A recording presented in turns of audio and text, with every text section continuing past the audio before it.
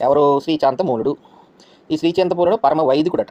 అంటే బ్రాహ్మణ మతోద్ధరణకి ఇతడు నాయకత్వం వహించి ఉంటాడు. అంటే శాతవాహన యుగం అంతంలో చెలరేగిన బ్రాహ్మణ మతోద్ధరణకి ఇతడు నాయకత్వం వహించి ఉంటాడు.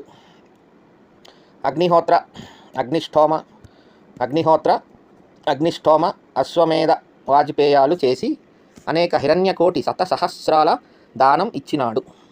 ఇతను ఈ వేదిక యజ్ఞాలన్నీ చేసి అలాగే హిరణ్యకోటి శత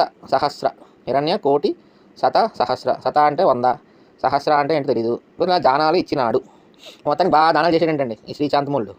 ఈ దానాలకు సాంఘిక ఆర్థిక ప్రాధాన్యం చాలా ఉన్నట్లు కనిపిస్తుంది. మనం అనుకున్నాం కదా, బ్రాహ్మణుల్ని సంతృప్తిపరచడానికి దానాలు ఇవ్వడం, తద్వారా రాజ్యాధికారానికి ఎట్సెట్రా కన్సాలిడేషన్ అనమాట. అంటే మతానికి విలువిస్తే ఆటోమేటిక్గా ఆ కింగ్డమ్ వాళ్ళ కంట్రోల్ ఇవన్నీ ఉంటాయనేది మనం అక్కడక్కడ చూస్తున్నాం. శ్రీశాంతమూలుడు మహాసేన విరూపాక్షపతి భక్తుడు. శ్రీశాంతమూలుడు మహాసేన విరూపాక్ష మనకి ఇది లేపాక్షి టెంపుల్స్లో కూడా వస్తుంది విజయనగర పీరియడ్లో. విరూపాక్షపతి భక్తుడు.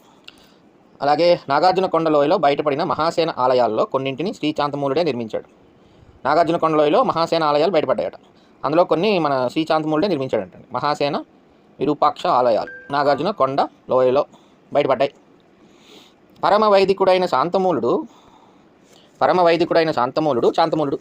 అశ్వమేధ యాగాన్నే కాక అగ్నిహోత్ర వాజపేయ యాగాలను కూడా చేశాడు కదా, చూసాం కదా. అలాగే మహాసేన కార్తికేయ విరూపాక్ష కార్తికేయుని భక్తుడని చూసాం. ఇతను మహాదాత. హిరణ్యకోటి శతసహస్ర దానాలు చేసినట్టు చూసాం. కోట్ల కొద్దీ బంగారు నాణాలు, లక్ష కొద్దీ గోవులను నాగళ్ళను దానమిచ్చాడటండి. బంగారు నాణాలు ఇచ్చాడట ఎవరు? శ్రీశాంతమూలుడు. కోట్ల కొద్దీ బంగారు నాణాలట, లక్షల కొద్దీ గోవులనట, నాగళ్లను అలాగే దానం ఇచ్చాడంటండి. ఎవరు? శ్రీశాంతమూలుడు. అలాగే భూమితో పాటు నాగళ్లను దానం చేసి తన రాజ్యంలో వ్యవసాయాభివృద్ధికి తోడ్పడ్డాడంటండి. భూమిని దానం చేశాడు, నాగళ్లను దానం చేశాడు, అలా దాని ద్వారా ఈ వ్యవసాయాభివృద్ధికి తోడ్పడ్డాడట. ఈ పాయింట్ వలన మనకి క్వశ్చన్ వచ్చింది 2012లో. వ్యవసాయాభివృద్ధిలో మేధావి వర్గాన్ని భాగస్వాములుగా చేయడానికి కృషి చేసిన ఇక్ష్వాకు రాజుట శ్రీశాంతమూలుడు. వీరపురుష దత్తుడు అంటే 4 పేర్లు ఇచ్చాడు ఇక్కడ. 4 కదా ఇక్ష్వాకు రాజులు. ఈ వ్యవసాయాభివృద్ధికి సంబంధించి మనకి ఎక్కడైనా టెక్స్ట్ బుక్లో ఈ శ్రీశాంతమూలుడు గురించే ఉంటుంది. వీరపురుష దత్తుడు గురించేమో బుద్ధిజము స్వర్ణయోగం అంటారు. యహూవుల శాంతమూలుడు టైంలోనేమో ఆంధ్ర టెంపుల్స్ అంటే ఆలయాలు యహూవుల శాంతమూలుడు టైంలో స్టార్ట్ అవుతాయి. రుద్రపురుష దత్తుడేమో last king of Ikshvakus. So ఇతని ఇంపార్టెన్స్ ఇదనమాట.